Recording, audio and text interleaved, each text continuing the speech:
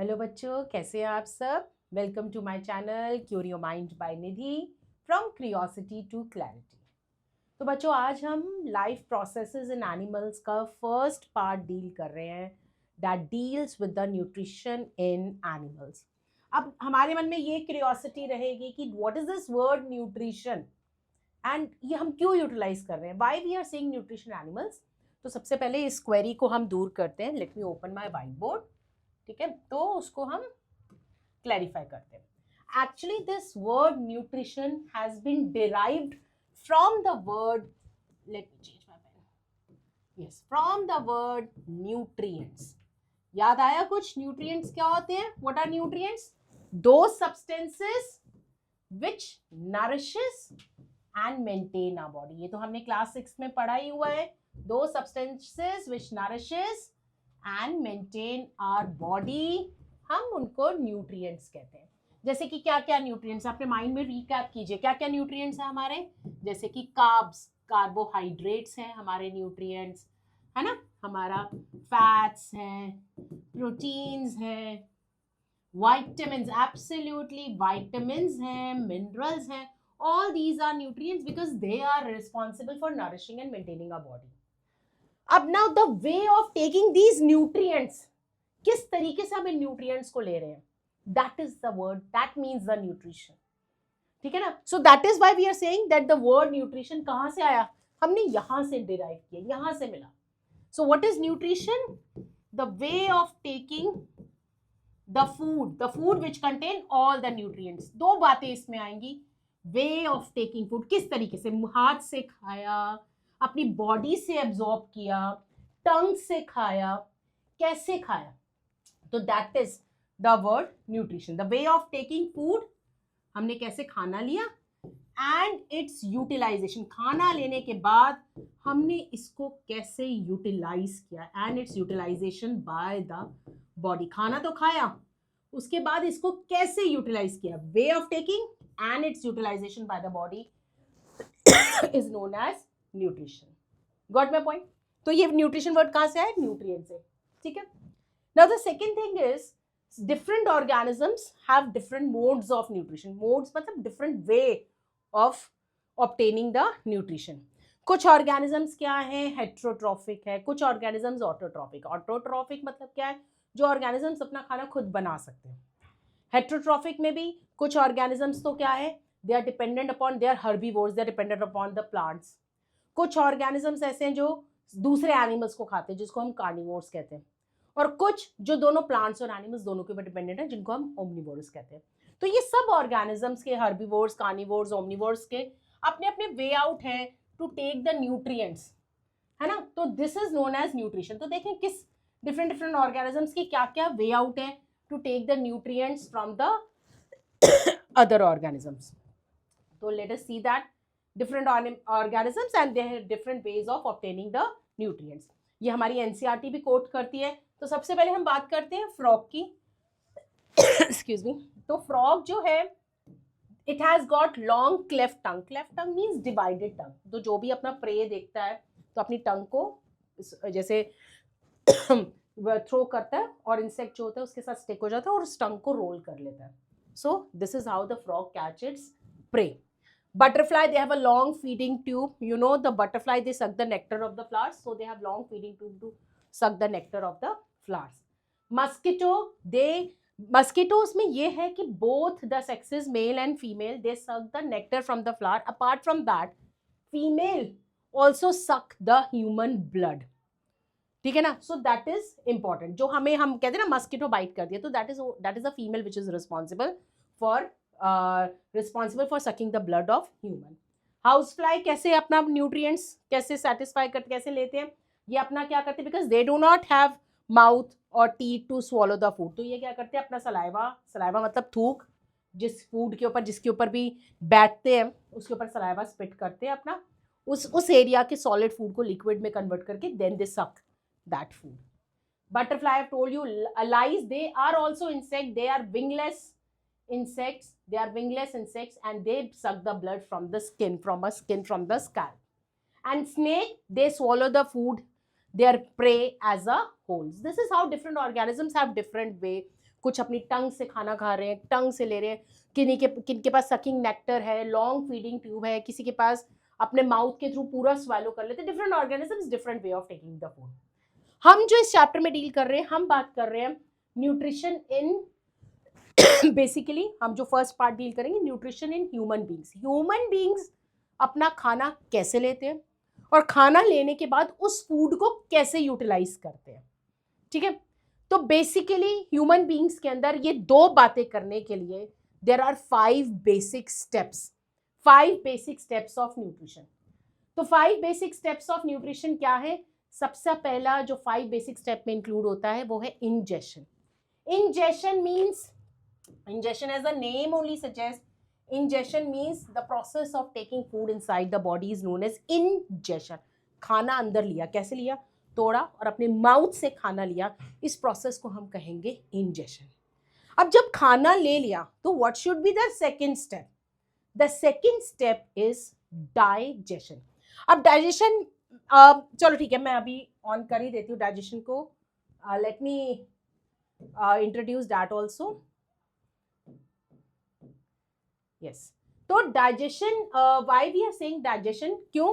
क्योंकि जो हम खाना ले रहे हैं, that is we are taking carbohydrate, proteins, fat, they have got a very long chain, they are not so small. हमारी बॉडी सेल से बनी है ना, माइक्रोस्कोपिक सेल से बनी है, और अगर हम खाना जो खा रहे हैं, they are made up of very long chains. तो इतने माइक्रोस्कोपिक सेल्स के अंदर इतनी long chains can't enter. So what is the role? जब हमने खाना खाया तो हमारे खाने को क्या होना है? डाइजेस्ट होना। डाइजेस्ट मतलब टूटना है, और कितना छोटा टूटना है ताकि ये हमारे सेल्स के अंदर एंटर कर सके, और इसको वाटर सॉल्युबल होना है। अब इसका मेरा कहने का मतलब क्या है? Let me explain you in detail. मैं कहना क्या चाहती हूँ, let me tell you in detail. तो बेसिकली जो हम कार्बोहाइड्रेट्स ले रहे हैं, carbohydrates are made up of 3 substance, that is carbon, hydrogen and oxygen। ठीक है, 3 things से बने होते हैं। and carbohydrates can be divided into 3 ways। सबसे छोटा वे है, सबसे छोटा जो कार्बोहाइड्रेट जो हम बात करेंगे, that is sugar, and then we have starch, and the other one is cellulose। Sugar में भी हम सबसे छोटा शुगर की बात करेंगे, that is let us say the example of glucose। अब बड़े ध्यान से सुनिएगा, ग्लूकोज एक ऐसा टाइप ऑफ कार्बोहाइड्रेट, अगर मैं बोल रही हूँ कार्बोहाइड्रेट की 3 कैटेगरीज है, शुगर, स्टार्च और सेलुलोज, इसका मतलब ये तीनों किससे बने? कार्बन, हाइड्रोजन, ऑक्सीजन से ही बने हैं। तो डिफरेंस क्या है वो हमने देखना है। तो शुगर का सबसे छोटा, हम सबसे छोटा कार्बोहाइड्रेट ले रहे हैं शुगर के अंदर, कैटेगरी के अंदर, दैट इज ग्लूकोज। ग्लूकोज क्या है? It is the simplest, simplest मतलब सबसे छोटा, इसको और छोटा होने की जरूरत नहीं है। Simplest and soluble form of carbohydrate, ये सबसे इंपॉर्टेंट है। अगर हम चाहते हैं हमारी बॉडी किसी चीज को यूटिलाइज करे, तो सबसे पहले इसको सबसे छोटा होना है, एंड सबसे छोटा और वाटर सॉल्यूबल होना जरूरी है। क्यों वाटर सॉल्यूबल होना जरूरी है? क्योंकि हमारी बॉडी का ट्रांसपोर्टर क्या है? Blood. Blood is almost made up of water. 95% water अगर हम कहें, या 90% वाटर कहें, तो बाकी 10% तो सेल्स है। तो ये जो blood is almost made up of water, तो ये जो ब्लड है, it is actually the carrier of everything. तो अगर जो खाना हमारा, जो खाने को डिस्ट्रीब्यूट कौन करेगा? हमारा ब्लड करेगा। और तो अगर ब्लड डिस्ट्रीब्यूट कर रहा है, तो ब्लड के अंदर जो भी चीज डिस्ट्रीब्यूट हो रही है, इसको कैसा होना चाहिए? वाटर सॉल्युबल होना चाहिए। तो सबसे छोटा कार्बोहाइड्रेट क्या है? ग्लूकोज सबसे छोटा है, इसको और तोड़ने की जरूरत नहीं है। हमने खाया, ग्लूकोज को इंजेस्ट किया, तो इसको टूटने की जरूरत नहीं है। इतना छोटा है कि हमारे जो सेल्स इतने माइक्रोस्कोपिक है, उसके अंदर आसानी से एंटर कर सकता है, राइट। और सॉल्युबल फॉर्म ऑफ कार्बोहाइड्रेट है, तो ब्लड इसको डिस्ट्रीब्यूट कर सकता है आराम से, क्योंकि ये डिसॉल्व हो जाएगा ब्लड में। क्योंकि ये सबसे छोटा और सॉल्युबल फॉर्म ऑफ कार्बोहाइड्रेट है, so it does not needs to be digested. इसको कोई जरूरत नहीं है, does not needs to be digested. अभी लिखेगा मत कुछ भी, सिर्फ समझे, इसको डाइजेस्ट होने की जरूरत नहीं है। जब किसी का पेट खराब होता है, आपने देखा ना, ड्रिप दी जाती है उसको, डायरेक्टली ब्लड के अंदर ड्रिप दी जाती है, ग्लूकोज ड्रिप दी जाती है। किसी का पेट खराब हो, किसी को इंजेक्शन प्रॉब्लम हो, तो उसको ड्रिप दी जाती है। क्यों दी जाती है? क्यों दी जाती है? क्योंकि ये जो ग्लूकोज है, क्योंकि उसके अंदर एनर्जी नहीं है, तो जो ग्लूकोज है वो डायरेक्टली ब्लड के अंदर जाएगा। क्योंकि ग्लूकोज इतना छोटा है तो क्या है, वाटर सॉल्युबल है, तो blood is almost made up of water, तो आसानी से डिस्ट्रीब्यूट हो जाएगा, पूरी बॉडी में डिस्ट्रीब्यूट हो जाएगा, और इतना छोटा है कि सेल्स के अंदर जाके हमें एनर्जी दे देगा। So it does not needs to be digested. तो जो भी पेशेंट है जिनको भी ग्लूकोज ड्रिप चल रही है तो वो इस रीजन से चल रही है, because they can't they because of the indigestion in their body. समझ में आ रही है? Now talking about glucose, glucose form कब होता है, इसका कंटिन्यूएशन में हम अभी करते हैं। ग्लूकोज फॉर्म कब होता है? Glucose is form during photosynthesis process. Remember, glucose कब फॉर्म होता है? ग्लूकोज इज फॉर्म्ड, इसी का कंटिन्यूएशन है, is form during photosynthesis process. I hope everyone remember the photosynthesis. ये बेस है, अगर ये बेस रेडी हो गया तो सारा चैप्टर इजी है। तो it is form during photosynthesis process. You might have remembered कि कार्बन डाइऑक्साइड क्या होता है, what are the components, carbon dioxide plus water, they combine the presence of sunlight and chlorophyll to give us, ये जो carbon dioxide and water को combine होने के लिए एनर्जी कहाँ से मिल रही है? सन की एनर्जी। सन की एनर्जी को पकड़ कौन रहा है? क्लोरोफिल। क्लोरोफिल पकड़ रहा है सन की एनर्जी को और दे रहा है कार्बन डाइऑक्साइड एंड वाटर को, चलो अब तुम कंबाइन हो जाओ और क्या बनाओ? Glucose plus oxygen. ठीक है ना? प्लांट को भी अपने काम करने के लिए एनर्जी चाहिए, तो वो थोड़ा सा ग्लूकोज अपने लिए यूटिलाइज कर लेगा, बाकी रेस्ट ग्लूकोज, जिसको हम ग्लूकोज का सबसे सिंपलेस्ट फॉर्मूला होता है C6H12O6। जैसे मैंने अपनी प्रीवियस क्लासेस में भी बताया है कि आप ये जो नंबर्स होते हैं इनको हमेशा सबस्क्रिप्ट में रखते हैं, नीचे की तरफ रखते हैं। Please never write down the formulas like this, ये हमेशा गलत है। ये जो शॉर्टकट्स है ये हमेशा गलत है, आपको इसको सबस्क्रिप्ट में ही लिखना है। C6H12O6 is the formula for glucose. तो कुछ पार्ट तो प्लांट्स ने अपने लिए ले लिया, बट बाकी ग्लूकोज का क्या हुआ? Rest of the glucose is converted into starch.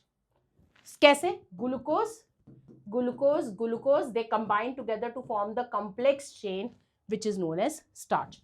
So starch is nothing but the long complex chain of glucose. So this is the complex and insoluble form of carbohydrate.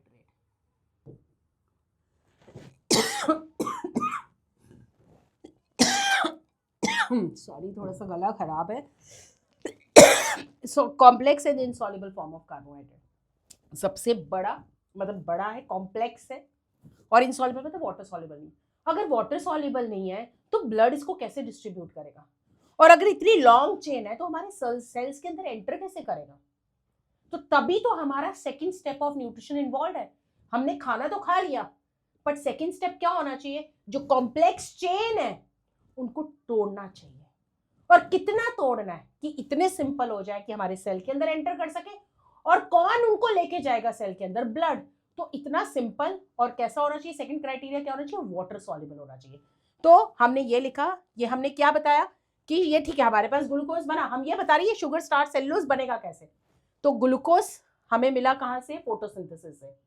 कुछ glucose तो plants ने utilise कर लिया, plants भी respiration करते हैं, ठीक है, तो कुछ ग्लूकोज प्लांट्स ने यूटिलाइज किया, पर रेस्ट ऑफ द ग्लूकोज का क्या हुआ? It converted into long chain. ठीक है, और लॉन्ग चेन किसकी बनी? स्टार्च की।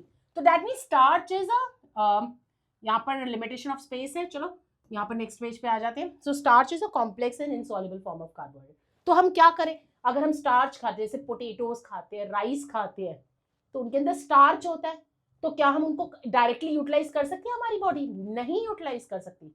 तो इंजेक्शन तो कर लिया, पर अब नेक्स्ट स्टेप क्या है? इनको तोड़ना। और कितना तोड़ना? हमें स्टार्च को किसमें तोड़ना है ताकि हमारी बॉडी एब्जॉर्ब कर सके। और स्टार्च किसमें टूटेगा? ग्लूकोज में। तब हमारी बॉडी उसको डिस्ट्रीब्यूट भी करेगी और सेल्स के अंदर लेके भी जाएगी। तो दैट मीन्स हमारी बॉडी को क्या करना पड़ेगा? स्टार्च को, इस प्रोसेस को जिसमें हम तोड़ रहे हैं कॉम्प्लेक्स को सिंपल में, ये किसकी वजह से होता है? With the help of digestive system. और digestive system means group of organs. हमारी बॉडी के कुछ ग्रुप ऑफ ऑर्गन्स है जो इन्वॉल्व है तोड़ने में। और किसकी वजह से तोड़ पाएंगे? Because they are releasing some special chemical और जूसेस, जिनको हम कहते हैं डाइजेस्टिव जूसेस, जो कि स्टार्च को तोड़ देंगे, जो कि कॉम्प्लेक्स है, किसमें तोड़ देंगे? ग्लूकोज में, जो कि क्या है हमारा? Simple form of carbohydrate. तो मैंने रेस्पिरेशन वाली अपनी वीडियो में आपको दिखाया भी है। अब ये ग्लूकोज क्या करेगा, सेल में जाएगा, हमने देखा है रेस्पिरेशन में ग्लूकोज जाएगा, ऑक्सीजन के साथ मिलेगा, वापस हमें कार्बन डाइऑक्साइड, वाटर वेपर और क्या दे देगा, एनर्जी देगा। And this is known as respiration. अगर आप मेरी वीडियो देखें पिछली वाली रेस्पिरेशन वाली, तो उसमें मैंने दिखाया आपको कि this is how the respiration takes place. अगर आप देखो तो फोटोसिंथेसिस और रेस्पिरेशन रिवर्स है। कार्बन डाइऑक्साइड वाटर मिल के, मैंने पिछली वीडियो में भी दिखाया, मिल के क्या बना रहे हैं, ग्लूकोज ऑक्सीजन। पर हमारी ह्यूमन बॉडी सेल्स में क्या हो रहा है, ग्लूकोज और ऑक्सीजन जब मिलेंगे तो what they will give out, क्योंकि ग्लूकोज कैसे बना है, कार्बन डाइऑक्साइड और वाटर कैसे मिले, because of using sun's energy. अब हमें वो सन मिले हैं तो ये क्या बना है, ग्लूकोज। ग्लूकोज के अंदर कार्बन डाइऑक्साइड है, वाटर है और क्या है, सन की एनर्जी। हमें ये सन की एनर्जी चाहिए, तो सन की एनर्जी कौन निकालेगा, ग्लूकोज। जब ऑक्सीजन के साथ कंबाइन होगा तो हमें वापस दे देगा कार्बन डाइऑक्साइड, वाटर और एनर्जी, जिसको हम अपनी डेली एक्टिविटीज के लिए, जो भी हमारी एक्टिविटीज हैं उनके लिए हम यूटिलाइज करते हैं। So that is starch. ठीक है, starch part is clear to everyone. अब नेक्स्ट पार्ट हमने देखा एक और टाइप ऑफ कार्बोहाइड्रेट, हम उसकी बात नहीं की हमने अभी तक। So that type of carbohydrate is cellulose. Cellulose is even more complex chain of carbohydrate. हम इसको कार्बोहाइड्रेट क्यों कह रहे हैं, क्योंकि कार्बोहाइड्रेट वो चीज है जो कार्बन, हाइड्रोजन, ऑक्सीजन से बनी है। तो अगर मैं ग्लूकोज कह रही हूँ कार्बोहाइड्रेट है, that means it is made up of carbon, hydrogen, oxygen. तो जैसे ग्लूकोज है, it is made up of C6H12O6. You can see carbon, hydrogen, oxygen. Starch is also a glucose. It is also made up of carbon, hydrogen, oxygen. आपने देखा ही है, starch is made up of long chain of glucose molecules, है ना? तो that is also made up of carbon, hydrogen, oxygen. Cellulose even more complex chain of carbohydrate, more complex chain of glucose. तो कुछ हमने देखा photosynthesis में, कुछ glucose ने प्लांट्स ने अपने लिए यूज कर लिया, रेस्पिरेशन कर लिया। प्लांट्स भी रेस्पिरेशन करते हैं, डे एंड नाइट करते हैं, उनको भी एनर्जी चाहिए, बट उनके अंदर रेस्पिरेशन बहुत कम होती है, क्योंकि वो हमारी तरह मूव नहीं करते, चलते नहीं है। ठीक है, तो कुछ ग्लूकोज कन्वर्ट होगी स्टार्च में और कुछ ग्लूकोज किस में कन्वर्ट हो जाएगी, सेल्यूलोज में। That is even more complex chain, और भी, जैसे आप समझ लो, और भी कॉम्प्लेक्स चेन ऑफ ग्लूकोज है, बहुत बड़ी बड़ी कॉम्प्लेक्स चेन ऑफ ग्लूकोज है, दैट इज अ सेल्यूलोज। अब कहानी ये है कि प्रॉब्लम ये है कि इस सेल्यूलोज को डाइजेस्ट करने के लिए, स्टार्च को डाइजेस्ट करने के लिए हमारी बॉडी के अंदर जूसेस हैं, स्पेशल जूसेस हैं जो इसको तोड़ सकते हैं, स्टार्च की चेन्स को, ये जो स्टार्च ग्लूकोज चेन्स हैं उनको तोड़ सकते हैं। बट सेल्यूलोज के अंदर ये जो ग्लूकोज चेन्स तोड़ने के लिए हमारी बॉडी के अंदर कोई डाइजेस्टिव जूसेस नहीं है। So that means human body, we can't digest cellulose, हम डाइजेस्ट नहीं कर सकते सेल्यूलोज, हम तोड़ ही नहीं सकते हैं।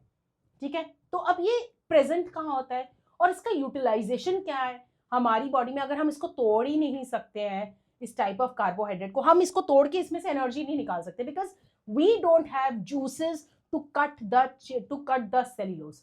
तो हमारी बॉडी में इसका क्या यूटिलाइजेशन है, अब इसको देखते हैं, ये कहाँ प्रेजेंट होता है और ये क्या होता है, तो इसको हम अभी देखते हैं। तो coming back to my slide, that is moving on to the next thing. ये थोड़ा सा yes, so I told you the type of carbohydrates, ये ग्लूकोज वगैरह और स्टार्च के बारे में मैंने बता दिया, and we don't have digestive juices to digest them, that is the cellulose. अब now what is cellulose and where it is present, ये हम अभी क्वेरी देखेंगे। As I have told you, हमारी बॉडी में ये जो स्टार्च है, हमारी this clipper is acting as a digestive juice. ये ग्लूकोज की चेन्स को कट करके छोटी छोटी ग्लूकोज की चेन्स बना रहे हैं और अल्टीमेटली सिर्फ ग्लूकोज रह जाएगा। ठीक है, तो this is how the digestion, the role of digestion. हमने खाना खाया, उसके बाद डाइजेशन हुआ। डाइजेशन का मतलब क्या है, it is to break down into the simple and water soluble form, क्योंकि उसको डिस्ट्रीब्यूट कौन करेगा, ब्लड। और सिंपल फॉर्म में क्यों करना है, क्योंकि हमारे सेल्स क्या है, माइक्रोस्कोपिक है, right. So this is clear. उसी तरह से हम जो प्रोटीन्स खाते हैं, they are also made up of, ये पूछा जाता है कि कार्बोहाइड्रेट, स्टार्च का सबसे स्मॉलेस्ट पार्ट क्या है, ग्लूकोज। तो बेसिकली जो हम कार्बोहाइड्रेट खा रहे हैं, तो डाइजेशन के टाइम वो अल्टीमेटली किस में कन्वर्ट होगा, ग्लूकोज में। हम जो प्रोटीन खा रहे हैं, हम जो प्रोटीन खा रहे हैं that is made up of a long chain of amino acids. तो डाइजेस्टिव जूसेस क्या करेंगे, डाइजेस्टिव जूसेस क्या करेंगे, प्रोटीन्स को, क्योंकि कितने होने चाहिए प्रोटीन्स, कैसे कैसे हम यूटिलाइज करेंगे, जब ये सबसे छोटे होंगे हमारे सेल्स के अंदर एंटर कर सकते हैं और वाटर सॉल्युबल फॉर्म होंगे। तो क्या है इसका फॉर्म, सबसे छोटा फॉर्म इज एमिनो एसिड्स। ये हमको याद करना पड़ेगा, प्रोटीन का सबसे छोटा पार्ट क्या है, एमिनो एसिड्स। और fats are made up of long chain of fatty acids and glycerol. तो अगर हम कह रहे हैं फैट डाइजेशन हो रहा है, तो फैट ऑन डाइजेशन, कौन डाइजेशन, डाइजेशन का मतलब क्या है, कॉम्प्लेक्स को, लॉन्ग चेन्स को सिंपल में करना और वाटर सॉल्युबल फॉर्म के अंदर करना। तो फैट किस में टूटेगा, फैटी एसिड्स, कुछ बच्चे बस यहीं तक छोड़ देते हैं, नहीं, प्लस ग्लिसरॉल, ये याद करना पड़ेगा। स्टार्च किस में टूटेगा, ग्लूकोज में। प्रोटीन किस में टूटेगा, एमिनो एसिड्स में। और फैट किस में टूटेंगे, फैटी एसिड्स एंड ग्लिसरॉल। किसकी वजह से टूटेंगे, special type of juices secreted by the body organs. और वो बॉडी ऑर्गन्स कौन है जो ये सिक्रीट करेंगे, सिक्रीट मतलब जो यूजफुल चीजें निकल रही हैं उसके लिए हम वर्ड यूज करते हैं सिक्रीट। तो basically this is going to happen, right? Now moving on to further, where is cellulose present? Children, cellulose, cellulose is a material which is present in the plant cells only. हमारी भी body cells की बनी हुई है। और चलो अब आपको पहले मैं इसको दिखा देती हूँ अपने बोर्ड पे। तो सेल्यूलोज बेसिकली कहाँ प्रेजेंट होता है, बस थोड़ा सा एक आइडिया देते हैं।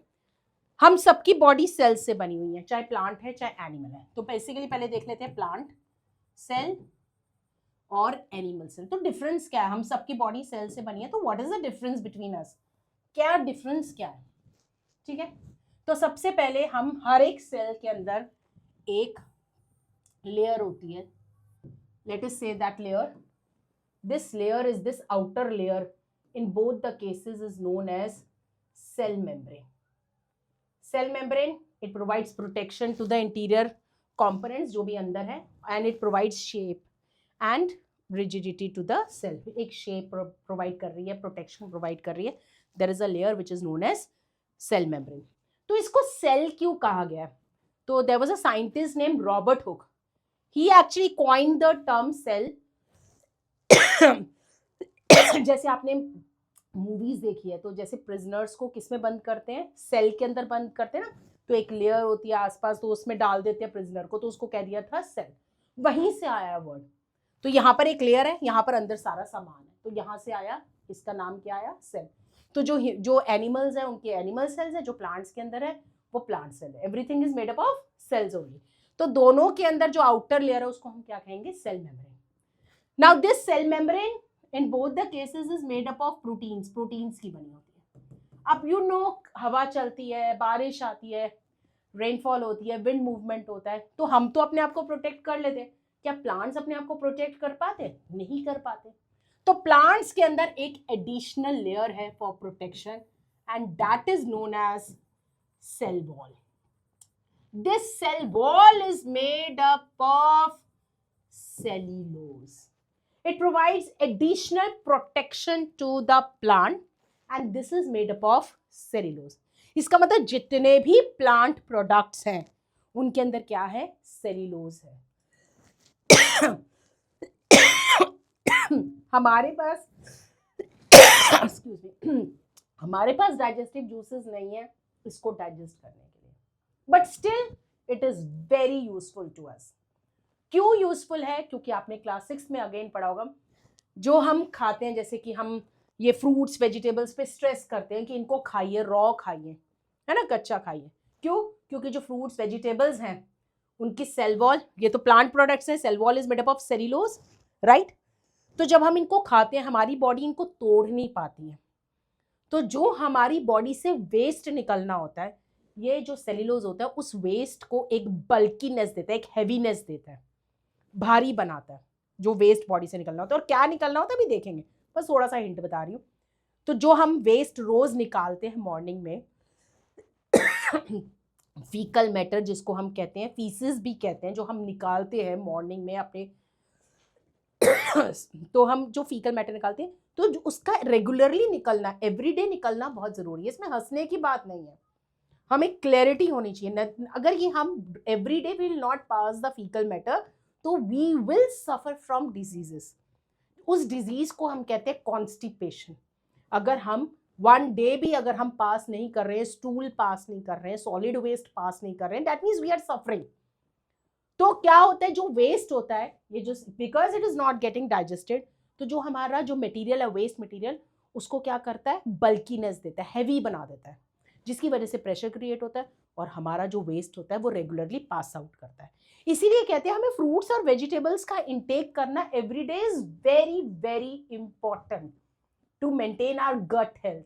इसके बारे में हम और डिस्कस करेंगे, कैसे ये जो है जिन ये जो हमारे जो भी फ्रूट्स एंड वेजिटेबल्स है जिनके अंदर ये सेल्यूलोज है which can not be digested, उन मटेरियल्स को हम कहते हैं रफ वेज। जैसे दलिया है, ठीक है ना, हमारे ओट्स हैं, ठीक है, they are known as roughage because we don't have digestive juices to digest the cellulose which is present in them. As a result, they create bulkiness to the waste material, and as a result which creates pressure, we can regularly pass out the stool from our body. So this is where the cellulose is present, right? Clear? Chalo. So this is I've told you. Now moving on to next concept. अच्छा, फिर वापस आते इसी चीज पे। Coming back to my previous slide, ये तो मैंने आपको बता दिया। Now coming back to this, first step is ingestion. Ingestion means taking in food. खाना तो ले लिया, अब क्या करना है, इसको तोड़ना है, सिंपल और वाटर सॉल्युबल फॉर्म में। तो कार्बोहाइड्रेट किस में टूटेगा, कार्बोहाइड्रेट किस में टूट रहा है, carbohydrate is broken down to glucose. किसकी वजह से, अच्छा एरो इधर होना चाहिए, because it has moved a little because of digestive juice. Again proteins will be broken to amino acids, किसकी वजह से, डाइजेस्टिव जूसेस की वजह से। Fats will be broken down to fatty acids and glycerol. आप दोनों लिखिएगा, नहीं तो नंबर कट जाएंगे, बिकॉज ऑफ डाइजेस्टिव जूसेस, ठीक है। So this is how the digestion will take place. अब हमने खाना तोड़ दिया। Now the next step is absorption. Absorption का मतलब क्या है, अब जब खाना टूट गया है, सॉल्युबल सबसे छोटा फॉर्म हो गया है, तो हमारा ब्लड क्या करेगा, इसको एब्जॉर्ब करेगा। हम डिटेल में देखेंगे कैसे एब्जॉर्प्शन होगा हमारी बॉडी में। एक्चुअली डाइजेशन करने के लिए, डाइजेशन मतलब तोड़ने के लिए, हमारी बॉडी में स्पेशल ऑर्गन सिस्टम है, ग्रुप ऑफ ऑर्गन्स है जो कि इनको तोड़ने में इन्वॉल्व है, ठीक है। और उन ग्रुप ऑफ ऑर्गन्स को हम कहते हैं डाइजेस्टिव सिस्टम। आपने देखा ही होगा digestive system in your previous classes also. So this is the digestive system. ये हमारा माउथ और माउथ कैविटी है। माउथ, ये जो ओपन किया ये क्या है, खाली जगह, this is known as mouth cavity. फिर इंटीरियर में बताते हैं, this long pipe like structure is known as food pipe, जो खाना लेके जाएगी, जिसको हम क्या कहते हैं, ईसोफेगस भी कहते हैं, राइट। मैं आपको लेबल कर देती हूँ, okay. Let me change the colour of the pen ताकि क्लियर विजन हो जाए। So this is known as food pipe, जिसको हम क्या कहते हैं, ईसोफेगस भी कहते हैं। Then this food pipe then reaches the stomach, the widest part of the alimentary canal, which is known as the stomach. From the stomach, it reaches the small intestine. From small intestine, it reaches the large intestine. And finally, from anus, we are throwing out the waste from the body. हमने कहा हमने ingest किया, ingest करने के बाद क्या किया, तोड़ना है। और किसकी वजह से तोड़ेंगे, इन ग्रुप ऑफ ऑर्गन्स की वजह से तोड़ेंगे। जिनको हम कह रहे हैं, इन ग्रुप ऑफ ऑर्गन्स को हम क्या कह रहे हैं, डाइजेस्टिव सिस्टम कह रहे हैं। इन ग्रुप ऑफ ऑर्गन्स को जो खाने को तोड़ेंगे, that is known as digestive system. और कैसे तोड़ेंगे, because they are secreting special chemical which is known as digestive juice. हर एक ऑर्गन पे एक एक केमिकल रिलीज होगा जो खाने को तोड़ेगा। अब खाना पूरा टूट जाता है स्मॉल इंटेस्टाइन में।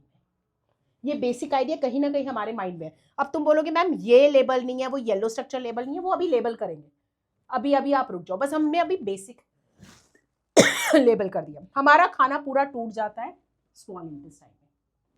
फिर स्मॉल इंटेस्टाइन से इस खाने को हमारी बॉडी में एब्जॉर्ब होना है, तो उसके लिए जो प्रोसेस इन्वॉल्व है उसको हम कहते हैं डिफ्यूजन। मैंने ये रेस्पिरेशन में भी डील किया डिफ्यूजन वर्ड, ज्यादा की चीज कम की तरफ जा रही है। Supposedly again I will coat that example, अगर मैंने परफ्यूम ओपन किया या स्प्रे किया तो उसकी स्मेल जो है, उसकी फ्रेग्रेंस जो है, वो हर एक corner of the room spread out हो जाएंगे। क्यों? क्योंकि उसके वेपर्स यहाँ पर ज्यादा थे, वहां पर कम थे, तो the vapours will move and they will continue to move until whole room will have equal amount of perfume vapors. This is known as diffusion. ज्यादा की चीज कम की तरफ, और कब तक जाएगी? जब तक क्या ना हो जाए, बैलेंस ना हो जाए, बस इतना याद रखें। That is known as diffusion. अगर इंक डाली, पेन पानी के अंदर डाली तो सारे पानी में स्प्रेड आउट हो गई, अगेन दैट इज डिफ्यूजन। अब स्मॉल इंटेस्टाइन हम थोड़ा सा ऐसी आर्बिट्री देख लेते हैं। अब स्मॉल इंटेस्टाइन, अगर हम इसको स्मॉल इंटेस्टाइन समझ रहे हैं, और एक और कलर पेन ले लेते हैं, डार्क कलर ले लेते, चलो ले लेते हैं ये दिस ब्लू, और रेड ले लेते हैं। और अगर हम ये समझ रहे हैं small intestine is surrounded by many blood tubes, वो हम डिटेल में देखेंगे भी। तो या अगर स्मॉल इंटेस्टाइन है जिसमें डाइजेस्टेड फूड है, और हाँ ये हमारा क्या है, ब्लड, ठीक है। हम इसको अलग कलर कर ले तो ज्यादा अच्छा है ना, तो ज्यादा क्लैरिटी होगी। अब ये हमारा क्या है, डाइजेस्टेड फूड, ये हमारा ब्लड है। तो यहाँ डाइजेस्टेड फूड ज्यादा, यहाँ पर क्या है, कम है, तो क्या हो जाएगा, ज्यादा की चीज कम की तरफ जाएगी, तो यहाँ से डाइजेस्टेड फूड यहाँ पर आ जाएगा ब्लड में। And this movement of digested food from higher amount to lower amount is known as diffusion. इसको हम क्या कहते हैं, diffusion. Got my point? Have you understood this? So this is going to happen. This is what is going to happen. So this part is known as absorption. तो पहले ingestion किया, फिर digestion किया, and then then we are absorbing the digested food. The digested food passes into the body fluid. Fluid क्या होती है? Fluid is anything which can flow. जो liquids and gases होते हैं उनको हम fluid भी कहते हैं। तो हमारी बॉडी का fluid क्या है, blood। तो digested food जो होता है, digested food मतलब जो simple है और water soluble है, it passes into the body fluid such as blood. Now next step is assimilation. Assimilation is not the part of the digestive system. मतलब जो food absorb किया अब वो distribute होगा, हमारी body utilization करेगी, तो that is not the part of the digestive system. Actually the circulatory system and respiratory system is involved in this. ठीक है, जो डिस्ट्रीब्यूशन है सर्कुलेटरी सिस्टम, हमारा हार्ट जो है पंप करेगा ब्लड, और रेस्पिरेटरी सिस्टम क्या करेगा, हमारा जो एनर्जी, जो हमारी ग्लूकोज पहुंची है सेल्स के अंदर, उसमें से एनर्जी निकालेगा। So that is a respiratory system. So this is known as assimilation, means utilisation of that digested food. Last step is egestion. Egestion मतलब removal of undigested and unabsorbed food. Undigested and unabsorbed food. जो खाना digest नहीं हो पाया और जो खाना digest होने के बाद भी अनएब्सॉर्ब्ड रह गया, स्मॉल इंटेस्टाइन से ब्लड में नहीं आ पाया, तो अब वो खाना हमारे लिए क्या है, वेस्ट है, और उसका निकलना ही जरूरी है। That is known as egestion. तो इन से स्टार्ट किया, इजेशन से खत्म किया, टेकिंग इन फूड। अब क्या किया, सबसे पहले तोड़ा सिंपल एंड सॉल्युबल फॉर्म में, फिर हमने क्या किया, टूट गया तो क्या करें, अब बॉडी में डिस्ट्रीब्यूट होना है तो पहले ब्लड एब्जॉर्ब करेगी, तो this is known as absorption. और कौन से प्रोसेस से एब्जॉर्ब करेगी, diffusion. Then distribution and utilisation, that is covered by the circulatory and respiratory system, and that is known as assimilation. And last part is egestion. अगर कहीं paper में आता है difference between ingestion and egestion, आप एक तो definition लिख देंगे, taking in and removing the food. फिर आप बॉडी ऑर्गन्स लिख सकते हैं। We ingest food with the help of mouth cavity. We ingest food with the help of anus, that opening through which we are removing the stool, the solid waste from our body. Is it clear? Clear है सबको? अब इन 5 basic steps of nutrition को हमारी body कैसे carry out करती है, हम इसको अब डिटेल में डिस्कस करने वाले हैं। तो this I have shown you, I have explain you everything. तो न्यूट्रिशन इन एनिमल्स, यही हमारा टॉपिक है बेसिकली। न्यूट्रिशन का मतलब क्या है, way and its utilisation. Utilisation का मतलब क्या हुआ, डाइजेशन भी हुआ, एब्जॉर्प्शन भी हुआ, और क्या हुआ, फिर इजेशन हो गया। सो this is all included in the nutrition. तो मैंने लिख दिया है कि हमारी बॉडी में इन सारे स्टेप्स को करने के लिए हमारी बॉडी के अंदर स्पेशल सिस्टम है जिसको हम कहते हैं डाइजेस्टिव सिस्टम और एलिमेंट्री सिस्टम। अच्छा, इसमें ना एक चीज और है,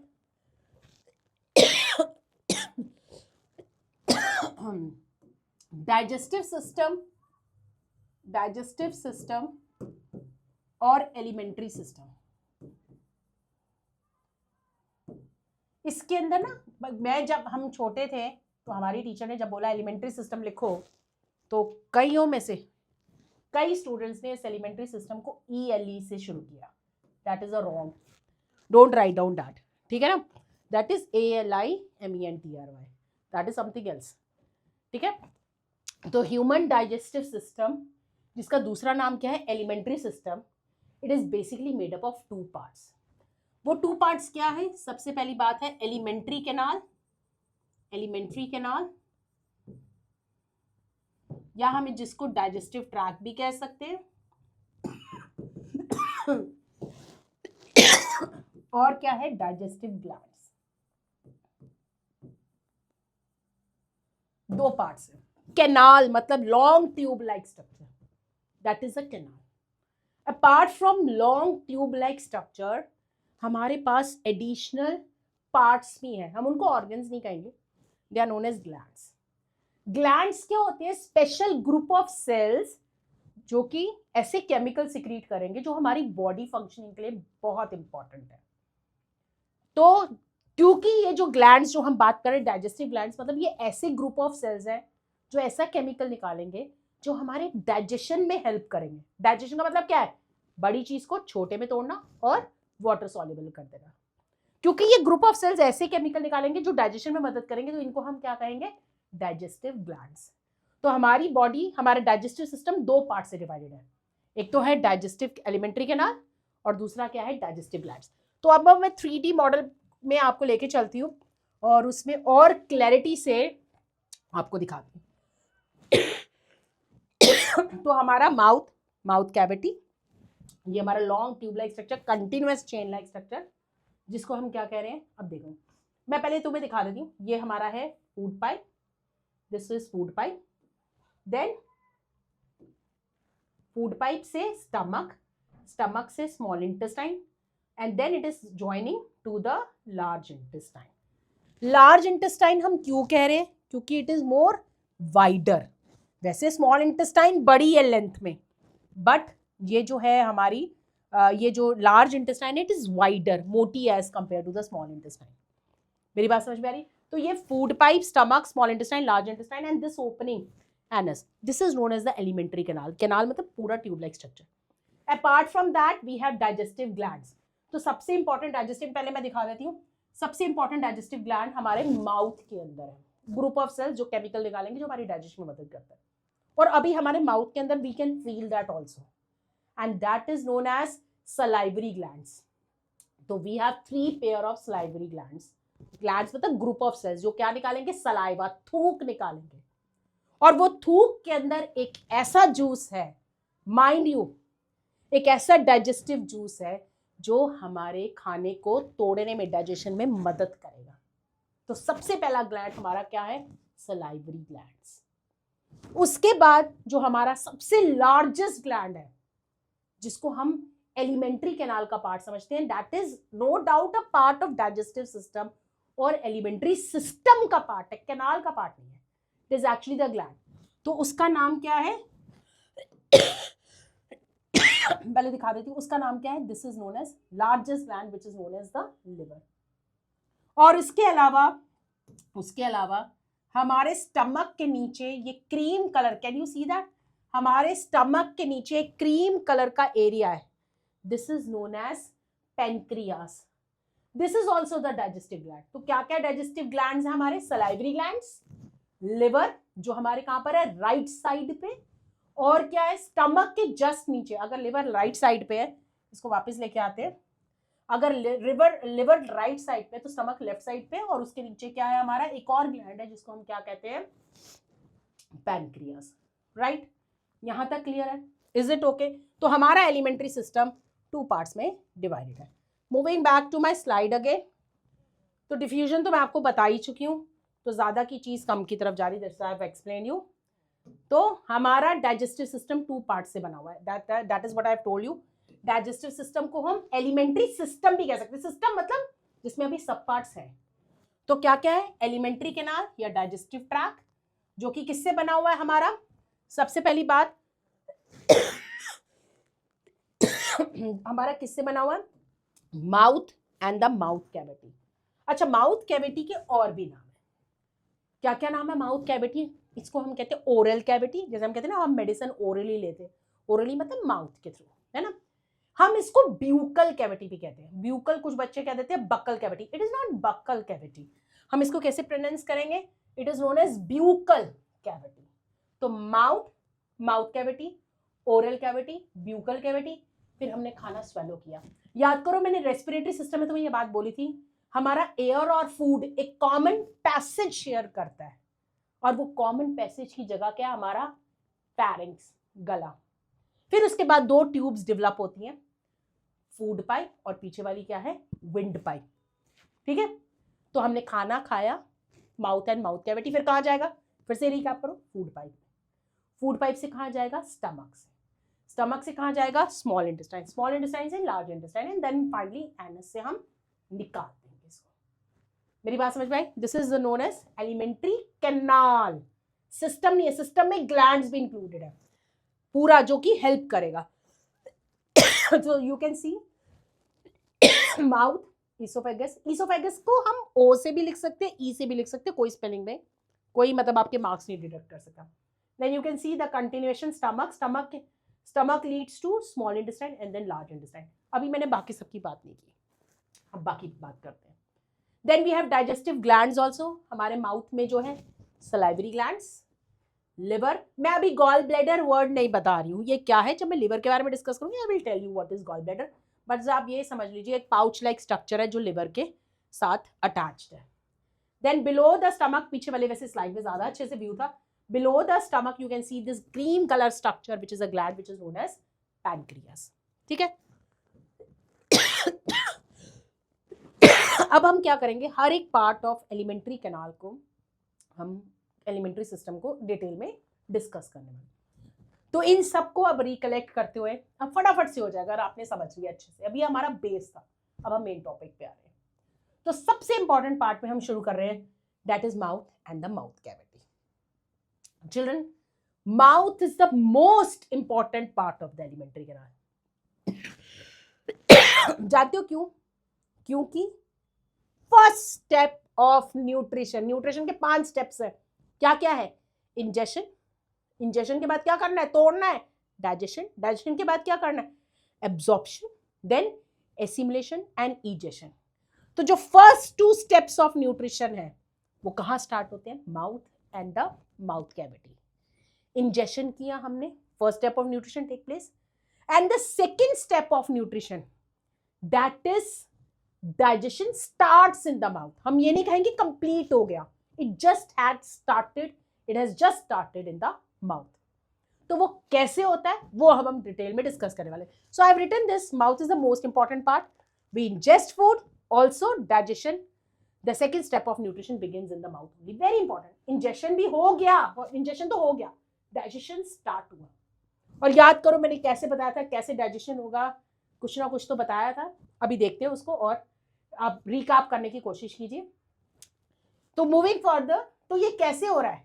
इंजेशन और डाइजेशन की करने के लिए हमारे माउथ कैविटी में 3 पार्ट्स हैं. आप देख ही सकते हो, teeth, tongue and salivary glands. तो टीथ का काम क्या है? सिर्फ हमारे खाने को तोड़ना. That is a mechanical digestion. मतलब कुछ नहीं हो रहा, बस छोटे छोटे टुकड़ों में टूट रहा है खाना. डाइजेशन नहीं हो रहा है, टूट रहा है खाना. And we have different shapes of teeth depending upon the functions they have to perform. जैसे कि इंसिजर्स टीथ है, हमारे फ्रंट 4 टीथ आर इंसिजर्स. अगर हमारे जो टीथ है वो अपर जॉ एंड लोअर जॉ है, पता है ना, जॉज में अपर जॉ एंड लोअर जॉ. तो front 4 teeth are incisors, they help in cutting and biting the food, right? फिर हमारे अपर वाले 2 teeth, अब जब 4 हो गए तो 2 हमारे क्या है? कैनाइंस. कैनाइंस 2 है तो ये थोड़ा ना मतलब एक पॉइंटेड 2 teeth इधर है, नहीं, एक इधर एक इधर. तो वो क्या है हमारे टीयरिंग और पियर्सिंग, चीर फाड़ करने में। हमने काटा, अब उसको पियर्सिंग कर रहे हैं, छेद कर रहे हैं, तोड़ रहे हैं, टीयर कर रहे हैं। Then molars and premolars, they are broad teeth and they helping chewing and grinding the food. So it is just the mechanical digestion, मतलब कोई नई चीज नहीं बन रही, सिर्फ टूट रहे हैं, छोटे छोटे टुकड़ों में टूट रहे हैं। Nothing new is being formed. So this is the role of teeth: chewing and grinding, tearing, piercing. Depending upon that, we have different shapes of teeth. ठीक है? So this is the role of teeth. जितना NCERT ने coat किया है उतना डाल दिए। थोड़ा सा अगर आपको अगर याद करना है तो क्या है, इंसीजर्स अगर हम जॉ वाइज बात करेंगे, जैसे फोन नंबर याद करना है, इंसीजर्स 4, canines 2,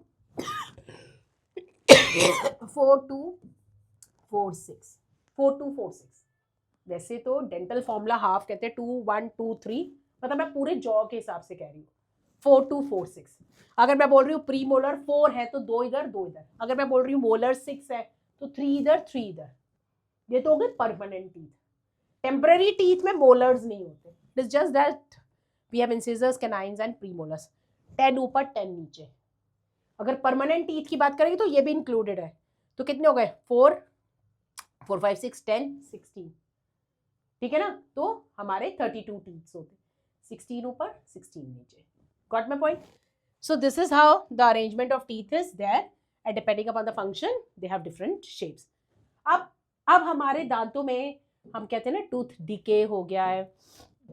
तो टूथ डिके हो गया है मतलब कि हमारे दांत सड़ गए। आपको पता ही है हमारे teeth are white in colour because of the hardest substance which is known as enamel. अगर ये एनामल डिसॉल्व हो जाती है तो हमारे टीथ में येलोइशनेस आ जाती है। कई बार दांत सड़ने भी लग जाते हैं। तो क्यों सड़ने लग जाते हैं? तो सबसे पहली बात, हमें खाना खाने के बाद every time when you eat something, rinse your mouth. Rinse मतलब कुल्ला करो, 2 टाइम ब्रश करो, सुबह शाम ब्रश करो, ठीक है कि नहीं। तो क्यों करना है? क्योंकि जब हम खाना खाते हैं तो कुछ ना कुछ फूड पार्टिकल्स हमारे दांतों में फंस जाते हैं।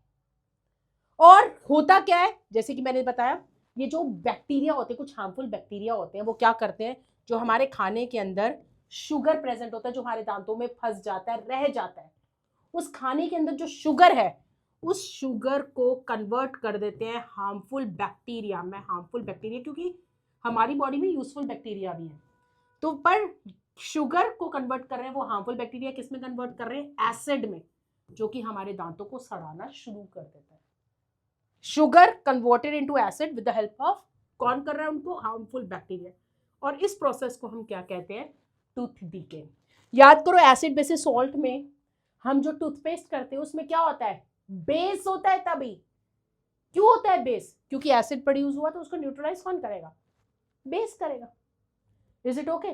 सो this is what we have written. बस ये 3 बातें आपने लिख दी कि क्यों टूथ डीके होता है। क्योंकि जो हार्मफुल बैक्टीरिया होते हैं, they break down harmful bacteria break down sugar from the left over food into acids which causes tooth decay. Basically ये 3 वर्ड चाहिए टीचर को, टूथ डीके क्यों हो रहा है। तो इसका मेजर रीजन क्या है, ये हम सबको पता है, chocolate, sweet, soft drinks, basically sugar products, they are the major culprits, they are major responsible for the tooth decay. तो हमें क्या करना है, हमें अपने दांतों को 2 बार ब्रश करना ही करना है। और क्या करना है, हमारे माउथ को रिंस करना है, और हमें डर्टी फिंगर्स या कुछ बच्चों की आदत होती है माउथ के अंदर हाथ देना, वो नहीं करना है, ठीक है। और क्या कर सकते हैं हम अपने दांतों को सेव करने के लिए, हम डेंटल फ्लॉस का भी इस्तेमाल कर सकते हैं। Dental floss is a special type of thread, याद आ रहा होगा, देख के आपको पता चल ही रहा होगा। It is a special type of thread जिसको हम अपने दांतों के बीच में मूव कर सकते हैं to take out the food particles. ये मेरी स्टेटमेंट गलत है। कई बच्चे पेपर में लिख देते हैं we use dental floss to take out the food particles between the teeth. No, to take out, to remove the food particles which are trapped in between the teeth. So it is a special type of thread which is moved between the teeth to remove the trapped food particles. So that is the role of dental floss. तो हम ये भी कर सकते हैं, brush कर लिया, rinse कर लिया, डेंटल फ्लॉस यूज कर लिया, दातून यूज कर सकते हैं, जैसे कि हमारे पेरेंट्स यूज करते रहे हैं दातून वगैरह को यूज करने, तो ये भी हम कर सकते हैं, ठीक है। Now this is all the mechanical जो भी डाइजेशन हुआ टीथ की वजह से, पर टीथ खराब हो सकते हैं, जो कि इतना खाने को तोड़ रहे हैं तो खराब हो सकते हैं, जिसको हमने टूथ डिके कहा। हम टूथ डिके को प्रिवेंट भी कर सकते हैं। अब कह रही है भाई टंग का क्या रोल है? इंजेक्शन में मदद किया टीथ ने, काटने में, ग्राइंडिंग में, टीयरिंग, पियर्सिंग, ये सब करने में मदद किया। अब टंग का क्या रोल है? सबसे पहली बात, टंग एक मस्कुलर ऑर्गन है, और muscular organ which is attach to the floor of the mouth cavity. Floor of the mouth cavity का मतलब क्या है? नीचे की तरफ अटैच्ड है, आगे से फ्रीली मूवमेंट है, पर पीछे से बैक अटैचमेंट है। एम आई राइट? मस्कुलर ऑर्गन कहां प्रेजेंट है? Floor, it is attached at the back while it is free in the front. सोचो टंग नहीं होगी तो क्या होगा? जस्ट इमेजिन, टंग नहीं होगी तो क्या होगा? सबसे पहली बात आप कहोगे मैम बोल ही नहीं पाएंगे, है ना, बोल ही नहीं पाएंगे। बट डाइजेशन में इसका क्या रोल है? तो सबसे पहली बात, tongue helps in mixing the food with saliva. जैसे कि मैं आपको बता ही चुकी हूँ, सलाइवा के अंदर डाइजेस्टिव जूस है जो एक्चुअली लॉन्ग चेन्स को तोड़ेगा। तो टंग का काम क्या है? क्या काम करना है? क्या काम करेगा? सबसे इंपॉर्टेंट, ये फूड को मिक्स करेगा सलाइवा के साथ, अच्छे से मिक्स करेगा। दूसरी बात, इमेजिन करो टंग नहीं है तो आप अपनी स्पिट को, सलाइवा को स्वालो कर सकते हो? नहीं कर सकते। तो it helps in swallowing the food, mix करेगा, स्वॉलोइंग में मदद करेगा, mixing the food, swallowing the food. More over हमारी टंग के ऊपर खूब सारे टेस्ट बर्ड्स होते हैं जो हमें टेस्ट के बारे में इंफॉर्मेशन देते हैं। और क्या क्या टेस्ट हमें पता चलती है? जैसे स्वीट, साल्टी, सार, बिटर। जैसे हमारी जो फ्रंट ये जो पार्ट है, this is indicating, these taste buds are indicating sweet part. जैसे कि हम कोई भी मिठाई वगैरह स्वीट डिश खाते हैं तो हमें यहाँ पर पता चल जाता है। Then we have the taste buds which indicate the salty part, जैसे कि दाल है। Then sour part which is like lemon juice, तो हमें पता चलता है। और कई बार तुमने एक्सपीरियंस किया हो, हमने बिटर गॉर्ड खाया या नीम की पत्ती खाई, तो पहले तो पता नहीं चलता, जब हम स्वॉलो करते तो हमें ज्यादा फील होता है। क्यों? क्योंकि हमारे taste buds which will detect the bitter taste, कड़वा test, they are present at the back। समझ में आ रही है? तो टंग का काम है mixing, swallowing and it help us to distinguish between various types of taste। is it clear? तो ये हमारा टंग का काम है। तो टीथ का काम है तोड़ना, टंग का काम है मिक्सिंग और swallowing का। अब जो हमारा नेक्स्ट है, अच्छा अब हम देखते हैं हमारे नेक्स्ट, हमारा जो बॉडी पार्ट है that is a salivary gland. हमारे माउथ में क्या था? टीथ था, टंग था, और क्या था? 3 पेयर ऑफ सलाइवरी ग्लैंड्स। इसके नाम आपके कोर्स में नहीं है, जैसे पैराटॉइड, सबलिंगुअल और सब मैंडिबुलर, इसका आपके कोर्स में नहीं है। ये पेयर्स में होते हैं, इधर भी हैं तो इधर भी होंगे।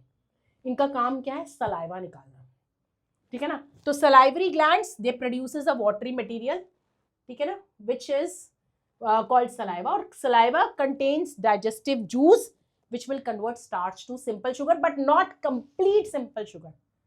ग्लूकोज नहीं बना देगा माउथ में, सिर्फ चेन को थोड़ा सा कट करेगा। so this is the role of salivary gland। salivary gland क्या रिलीज करेगा? सलाइवा। और सलाइवा अब काम करेगा, क्या काम करेगा? तोड़ने का काम करेगा। अब यहां से हमारा केमिकल डाइजेशन शुरू हो रहा है, मतलब अब नई चीज फॉर्म हो रही है जो वापस पुराने में नहीं बदल सकती। तो टीथ तो मैकेनिकल डाइजेशन मतलब सिर्फ तोड़ रहा है, और जो सलाइवरी ग्लैंड है जिसमें जो सलाइवा प्रोड्यूस कर रहा है वो फूड को तोड़ के सिर्फ स्टार्च की चेन को अटैक करेगा। प्रोटीन्स, फैट्स का कुछ नहीं होने वाला। विटामिन्स, मिनरल्स हमारी बॉडी को डाइजेस्ट करने की जरूरत नहीं है, हमारी बॉडी उसको एज सच यूटिलाइज कर लेती है। सिर्फ तोड़ने की किस चेन्स की जरूरत है? कार्बोहाइड्रेट, प्रोटीन्स और फैट्स की। तो सलाइवरी ग्लैंड सलाइवा प्रोड्यूस कर रहा है, और सलाइवा के अंदर जो डाइजेस्टिव जूस है वो किसको अटैक करेगा? सिर्फ स्टार्च को, और उसको किस में बदलेगा? Simple sugar, but not that complete simple sugar. तो सलाइवा का काम क्या है? सबसे पहली बात, एक तो मॉइस्चर द फूड, गीलापन देता ताकि हम इजी, इसको स्लिपरीनेस बनाएगा तो हम इजीली स्वॉलो कर सकते हैं with the help of tongue. More over it contains the digestive juice. उस डाइजेस्टिव जूस का एक्स्ट्रा ये एक पोर्शन है, लर्न करोगे तो बड़ा अच्छा लगेगा, पेपर में एनहांस करेगा तुम्हारे आंसर को। It contains the digestive juice name है सलाइवरी अमाइलेस, और सलाइवरी अमाइलेस हमारे स्टार्च को सिंपल शुगर में कन्वर्ट कर देता है। सबसे इंपॉर्टेंट क्वेश्चन, इसमें 3 वर्ड इन्वॉल्व है, स्टार्च, सलाइवरी एमाइलेज। अगर आपको सलाइवरी एमाइलेज याद नहीं रहता तो आप सीधा डाइजेस्टिव जूस लिख दो और लिख दो सिंपल शुगर। कोई भी बच्चे क्या करते हैं, सिंपल शुगर की जगह ग्लूकोज लिख देते हैं। This is wrong. अभी कंप्लीट डाइजेशन नहीं हुआ, स्टेप बाय स्टेप मैंने दिखाया ना एलिमेंट्री के नाम, डाइजेशन होगा तो सिंपल शुगर ही लिखेगा। Got my point? Is it okay? तो हम ये एक एक्टिविटी भी करेंगे। हमने क्या लेना है, एक टेस्ट ट्यूब, 2 टेस्ट ट्यूब्स ले रहे हैं हम। अभी मैं एक्टिविटी परफॉर्म करके दिखाती हूँ। एक टेस्ट ट्यूब में मैंने बॉइल्ड राइस और आयोडीन सोल्यूशन लिया। आपको पता है आयोडीन सोल्यूशन की प्रॉपर्टी क्या होती है, स्टार्च के साथ ब्लू ब्लैक कलर दिखाना, राइट? एक में मैंने बॉइल्ड और च्यूड राइस लिए और मुझे टेस्ट करना है आयोडीन सोल्यूशन के साथ। तो देखते हैं क्या रिजल्ट रहता है। क्या रिजल्ट रहा, तो आ जाओ इसको एक अच्छे से एक्सप्लेन कर लेते हैं। तो हमने क्या देखा, मैंने इसको ना नेक्स्ट स्लाइड पे टेबुलेट भी कर दिया, आप उसकी क्लिक कर लेना, वो आपको हेल्पफुल रहेगा। तो सबसे पहले बॉइल्ड राइस में iodine solution will change to blue black colour. क्यों? क्योंकि बॉइल्ड राइस में क्या था, बॉइल्ड राइस कंटेन्स स्टार्च, और स्टार्च की प्रॉपर्टी क्या है, it gives a blue black colour with iodine solution. But अगर आप बॉइल्ड और च्यूड राइस लेंगे तो क्या हुआ, च्यू किया तो आप सबसे इसमें आप क्या लिखेंगे, boiled rice contain starch which gives blue black color with iodine solution, blue black color, बस स्टार्च ब्लू ब्लैक कलर, आपको नंबर मिल गया यहीं पर। यहां पर क्या लिखा, च्यूड राइस, च्यू किया मतलब यू आर गिविंग, आपने च्यू किया तो क्या हुआ, ये जो हमारा स्टार्च है, ये जो बॉइल्ड राइस के अंदर स्टार्च है, ये किसके साथ मिक्स हुआ, हमारे डाइजेस्टिव जूस। उस डाइजेस्टिव जूस का नाम क्या है, सलाइवरी एमाइलेज। नहीं याद रहता तो छोड़ दो, जो कि किसमें प्रेजेंट है, सलाइवा में। तो डाइजेस्टिव जूस के साथ मिक्स हुआ और किसमें कन्वर्ट हो गया, सिंपल शुगर में। क्या शुगर कभी ब्लू ब्लैक कलर देगा आयोडीन सोल्यूशन के साथ? नहीं देगा, इसलिए no colour change will be observed. जब पहले राइस थे तो मिल्की कलर, व्हाइट कलर था सोल्यूशन का, बट जैसे ही तुमने आयोडीन डाला ये ब्लू ब्लैक कलर हुआ, इसमें कोई कलर चेंज नहीं हुआ। Got my point? This is one of the important activity और ये पेपर में डेफिनेटली आएगी। जरूरी नहीं ए और बी टेस्ट ट्यूब ऐसी दी जाएगी, हो सकता है मैम ए टेस्ट ट्यूब में boiled and chewed rice they they. Got my point? अच्छा, अगर सपोजिंगली मैंने खाया है, दाल खा रही हूँ मैं, दाल को मैं च्यू करती जा रही हूँ, थोड़ी देर के बाद मुझे वो दाल में मीठापन लग रहा है। तो क्यों लग रहा होगा, या हम कोई नीम की पत्ती भी च्यू करती जा रही हूँ, थोड़ी देर के बाद मीठापन लग रहा है। तो क्यों लग रहा है, क्योंकि उसके अंदर जो स्टार्च है वो किसमें कन्वर्ट हो गया है, सिंपल शुगर में। इसीलिए कहते हैं कि खाने को चबा के खाना चाहिए। जितना अच्छे से चबाओगे उतना अच्छे से क्या होगा, डाइजेशन होगा। समझे नहीं? अब आगे आते हैं। अब जैसे इसमें आपकी एनसीईआरटी टैबुलेट करती है, तो मैंने टैबुलेट कर दिया कि इनिशियल कलर क्या था बिफोर एडिंग आयोडीन सोल्यूशन, दोनों मिल्की या क्लाउडी व्हाइट कलर थे। जैसे मैंने आयोडीन सोल्यूशन डाला बॉइल्ड राइस में ब्लू ब्लैक, इसमें कोई ब्लू ब्लैक कलर नहीं, ब्राउन या येलो कलर आएगा। तो क्यों, क्योंकि इसमें क्या था, स्टार्च था, जिसकी वजह से ब्लू ब्लैक कलर आया।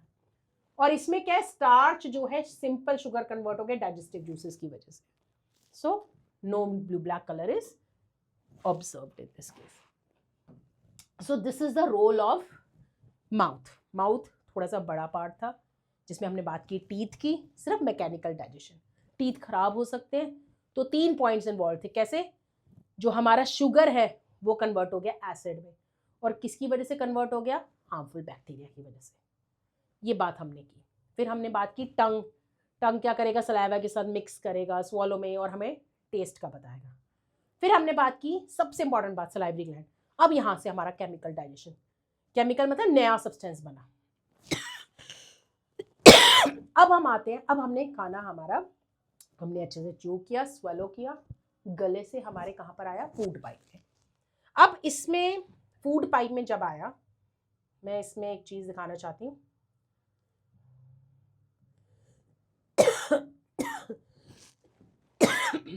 हाँ, अच्छा चलो आगे देख लेते हैं। कमिंग टू फूड पाइप में आया, तो फूड पाइप का काम क्या रहेगा? How does food pipe is helping in digestion? Food pipe का काम कुछ नहीं है.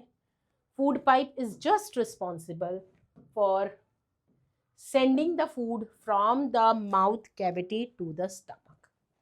फूड पाइप एक ऐसा पार्ट है डाइजेस्टिव सिस्टम का जहां पर कोई डाइजेशन नहीं हो रहा. Nothing is being broken down. It is just a passage जो खाने को माउथ से कहां लेके जाएगा? स्टमक. स्टमक तक लेके जाएगा. क्यों? ऐसे थोड़ा ना होगा हम खाना खाएंगे धपक करके आवाज आएगी, हम कहेंगे अच्छा अच्छा स्टमक में खाना पहुंच गया. नहीं, we need some passage. So that passage is provided by esophagus. क्या कहते हैं इसको? esophagus. O is silent. आप O ना भी लिखो तो चल जाएगा. esophagus. तो ट्यूब एक तो कनेक्टिंग लिंक है, no digestion is taking place. और इसमें खाना कैसे जाता है सबसे इंपॉर्टेंट बात, बल्कि ये पूरे हमारे डाइजेस्टिव सिस्टम में ये मूवमेंट पॉसिबल है जिसकी वजह से हमारा खाना माउथ से फूड पाइप माउथ से स्टमक में जा रहा है. That movement is known as peristaltic movement. I'll just show you, फिर तुम्हें ये पिक्चर ना और क्लियर हो जाएगी. I'll just show you. Peristaltic movement. जैसे हमारा खाना आया, देखो हमारी ये फूड पाइप है, हमारा खाना आया, तो क्या होगा? ये खाना यहाँ पर आया, खाना यहाँ पर आया, तो ये जो हमारी फूड पाइप है क्या होगी? रिलैक्स होगी. इसको हम क्या कहेंगे? रिलैक्सेशन. रिलैक्स्ड होगी. अब हम चाहते हैं हमारा खाना नीचे जाए, तो कैसे जाएगा? जब ये क्या होगी? अब क्या होगी? रिलैक्स होगी. अब ये साइड अब क्या होगी? कॉन्ट्रैक्ट होगी. कॉन्ट्रैक्ट होगी तो खाना कहाँ भेजेगी? नीचे भेजेगी. अब सिचुएशन क्या आएंगे? ये यहाँ पर और ये यहाँ पर. अब ये कॉन्ट्रैक्ट होंगी, अब ये रिलैक्स हुई, फिर ये कॉन्ट्रैक्ट होंगी, फिर खाना नीचे भेजेंगे. This continuous contraction relaxation, contraction relaxation, contraction relaxation, contraction relaxation. इस मूवमेंट को हम कहते हैं पेरिस्टाल्टिक मूवमेंट. इसको हम क्या कहते हैं? Peristaltic movement. That is very important. और ये पूरा ये जो पेरिस्टाल्टिक मूवमेंट है, contraction relaxation, it is taking place in the whole alimentary canal. ये 1 मार्कर क्वेश्चन रहता है पेपर में, तो आप भाई आप देख लो. इसमें आपकी बुक से मैंने ये एनसीईआरटी से उठाया है. तो जैसे खाना पहुंचा रिलैक्स्ड, और यहाँ पर क्या हुआ? कॉन्ट्रैक्शन. यहाँ पर रिलैक्स, यहाँ से contraction. Contract relax, contract relax, contract relax. And this continuous contraction and relaxation of oesophagus muscle is known as peristaltic movement. तो सबसे पहली बात, ईसोफेगस कुछ नहीं है, कनेक्टिंग लिंक है, नो डाइजेशन. तो क्या हो रहा है? Peristaltic, contract relax, contract relaxation से फूड हमारा कहाँ जा रहा है? नेक्स्ट ऑर्गन की तरफ, जिसको हम क्या कह रहे हैं? स्टमक. ठीक है. तो बस यही काम है फूड पाइप का और कुछ नहीं. अच्छा, कई बार क्या होता है ये थोड़ा सा एक्स्ट्रा, ये पुरानी प्रीवियस एनसीईआरटी इसको लेती थी और बहुत ही अच्छा कॉन्सेप्ट है. तो मैं भी दिखा भी देती हूँ. मैं लेट मी शो यू. मैं एक पिक्चर के थ्रू दिखाती हूँ आपको मैं क्या बताना चाहती हूँ. आई थिंक हाँ, यहाँ से मैं बता सकती हूँ ठीक से. हम जब खाना खाते हैं ना, जब हम खाना खाते हैं, मैंने तुम्हें बताया था हमारे नेक एरिया में, you can see this neck area. रुक जाओ.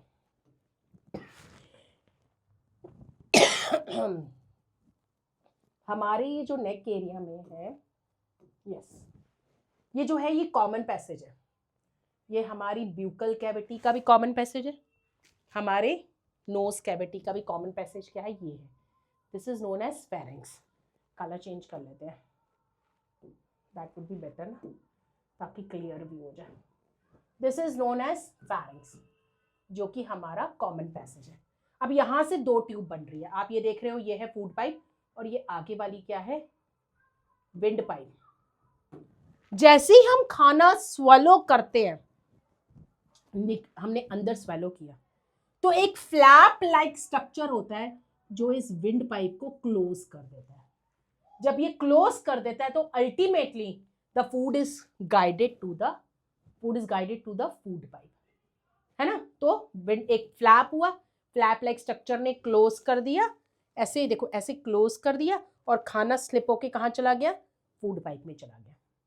और इस फ्लैप लाइक स्ट्रक्चर को, जिनको एक्स्ट्रा नॉलेज लेनी है, इस फ्लैप लाइक स्ट्रक्चर को हम कहते हैं epiglottis.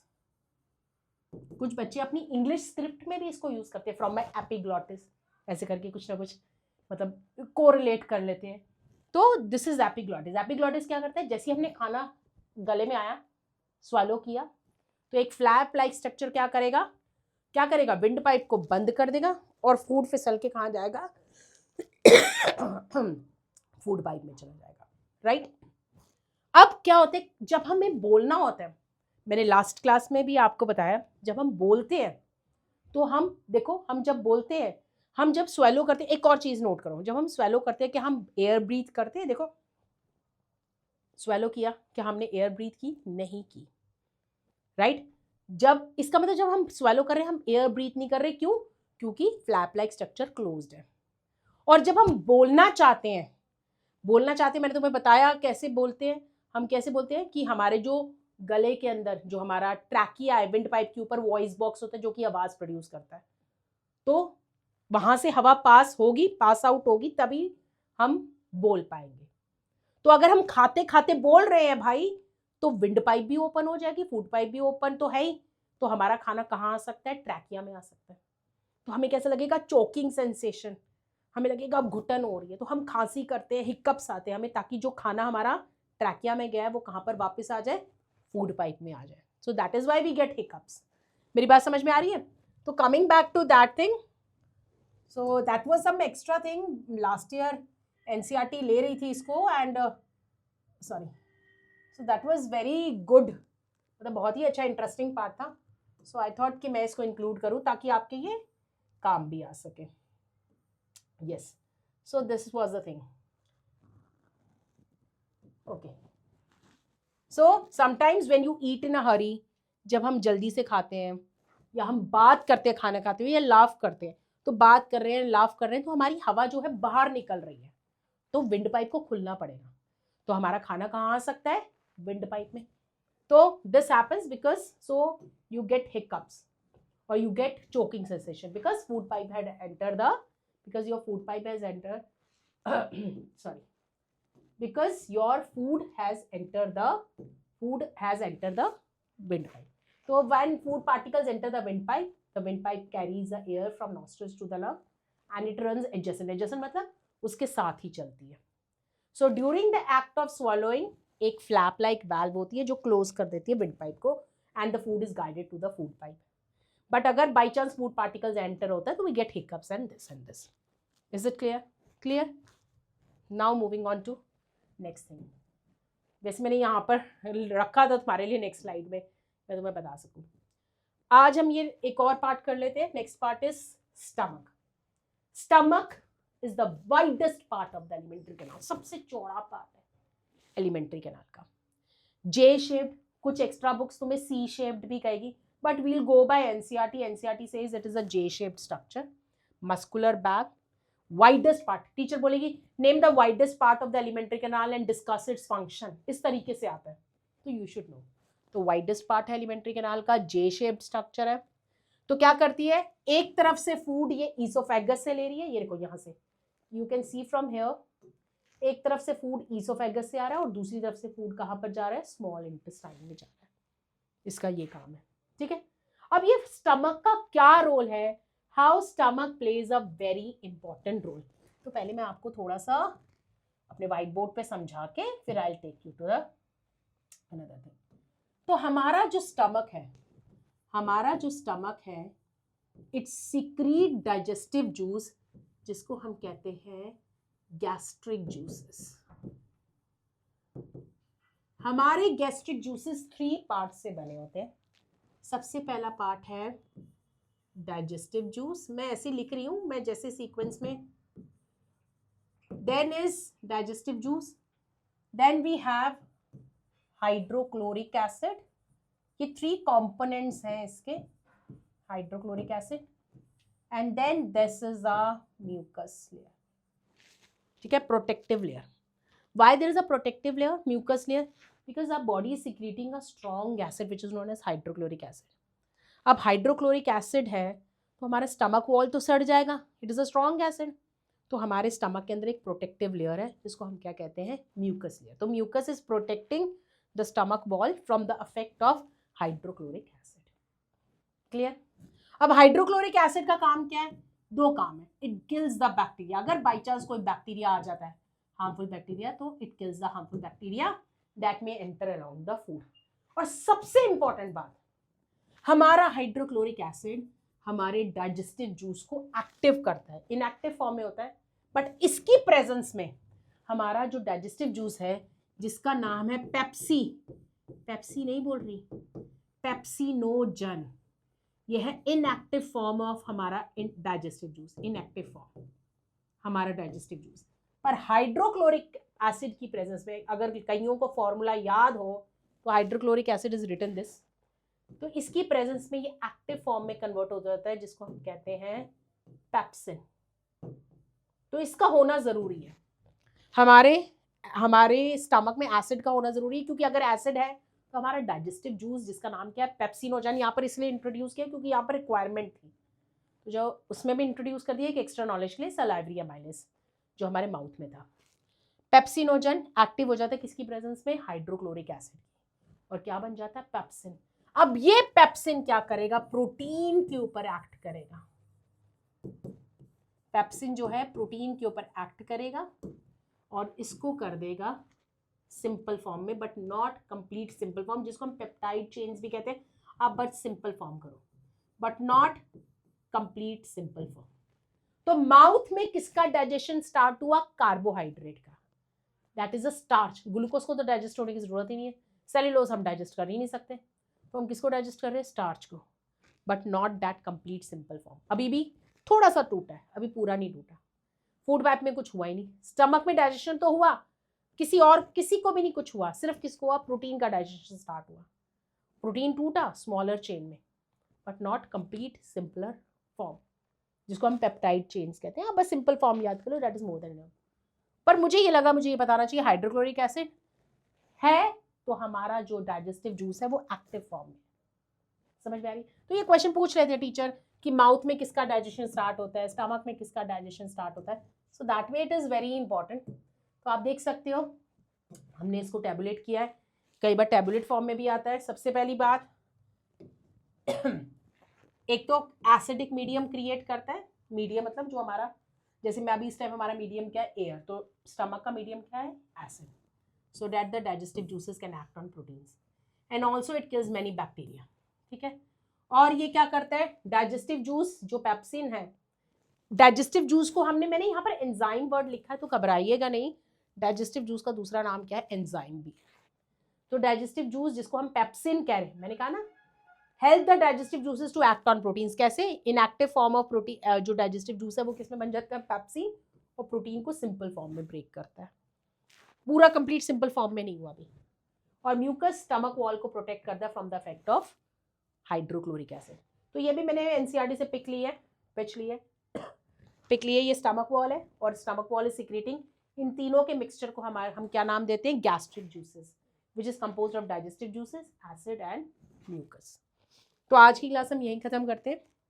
Small intestine, large intestine और डाइजेशन इन रूमिनेंट्स और बर्ड्स हम नेक्स्ट क्लास में ले लेंगे. फॉर दैट मतलब अपना ध्यान रखिए और have a nice day ahead. Thank you so much.